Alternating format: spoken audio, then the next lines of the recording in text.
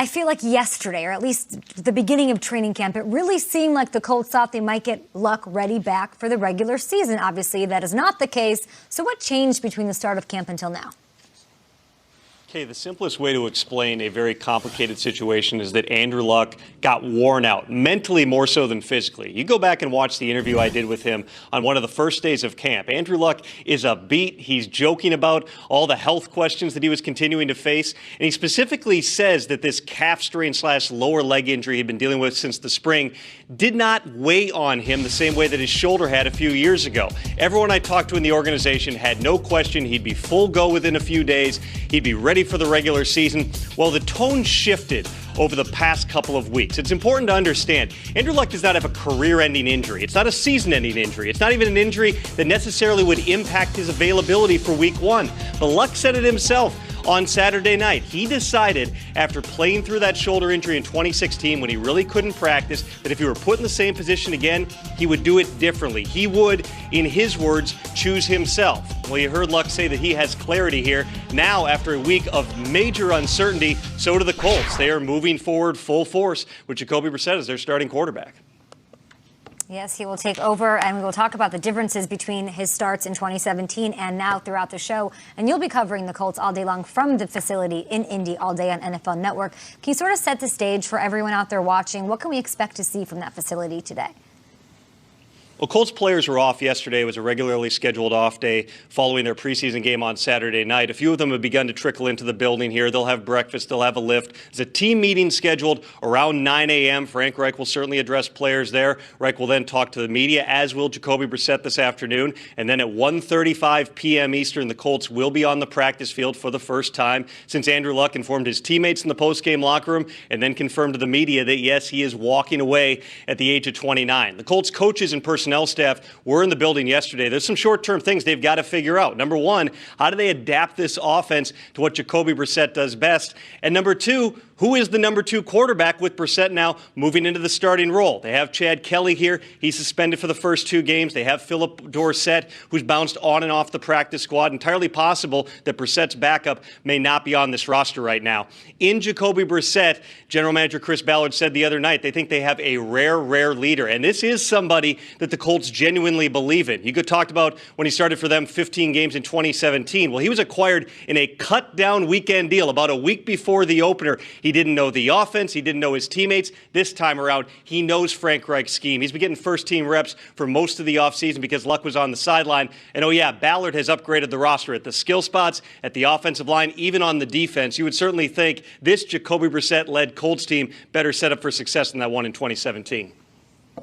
Quentin Nelson, you've got a rookie there in Paris Campbell. Devin Funchess, a new addition. So plenty of good for Jacoby Brissett to inherit there in Indy. Thanks so much, Tom Pelissero. We'll talk to you in a bit. The rest of the NFL world chiming in on social media, of course, Twitter, Instagram, all of that. Richard Sherman guy saying this is a very rough game. Most people who have not played at this level will never understand what we put our bodies through season after season. We don't need the sympathy because this is what we signed up for. But to boo a man that's battled for that city is disgraceful. Nate, you could not have liked this. But then we have more tweets from guys like Trey Burton, the Bears tight end, who said, I was on the field when this happened. These fans are so sad for doing this. Y'all have no clue how injuries affect players. Not everyone recovers the same. Let's first take a listen to Luck here at his press conference about the booing after the game.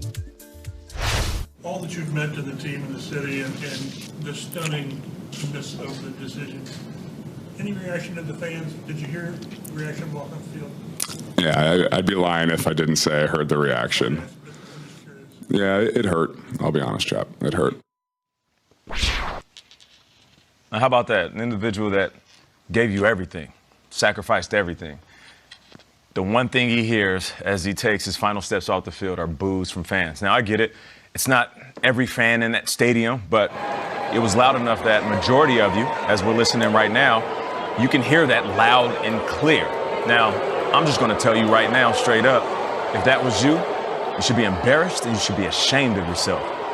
I know exactly where you're coming from. You're saying, well, Nate, I've given so much. I mean, I bought tickets and I spend my time cheering for my team. I show up to the practices. You know, I even travel on the road.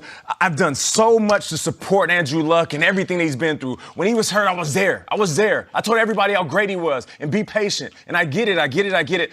But why retire on us now? That's what you're feeling. Now imagine all that times 1,000. You got a dude that wakes up every single day, plays the game the right way, does it the way that every person that plays professional sports should do it, with great humility.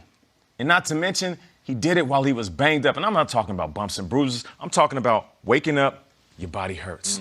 You go to rehab, your body hurts. You finish the game, you're in pain. And then in the offseason, when everybody's relaxing, chilling, you see players on boats, on cruises, living the good life, Andrew Luck is at rehab, trying to get better for you. And you choose to boo him? It's ridiculous. It's ridiculous. I respect the passion, Nate. I do. I love it. Let's take a look at what happened, because I hate that this is now immortal. There's a sparse crowd at the end of a preseason game. They're confused. They're maybe frustrated, maybe in shock. They see him. A few of them start to boo. The mob mentality takes over, more boo. It's over in seconds. And now this will be talked about for the rest of Andrew Luck's life. I just want Colts fans as a whole did not boo Andrew Luck. A spattering of fans in a bad moment as he left the field decided to boo him. It reminds me of LeBron leaves Cleveland, and the take is Cleveland burned his jersey. One guy on a camera phone burned his jersey in the street. I don't think this represents how Indianapolis feels about Andrew Luck, or the entire NFL, rather. And we will see, because when the Colts have their home opener and they put Andrew Luck's picture on the Jumbotron, there will be a standing ovation. I would never have booed, obviously. I wish they hadn't. I'm careful to paint the whole fan base with one brush because of a few people at the end of a preseason game. With fans, I always say this. They put food on our table. They're the ones who watch it. I'm not one to criticize fans. I think almost worse than the fans are the pundits online who had time to think this over and click send on tweets criticizing Andrew Luck.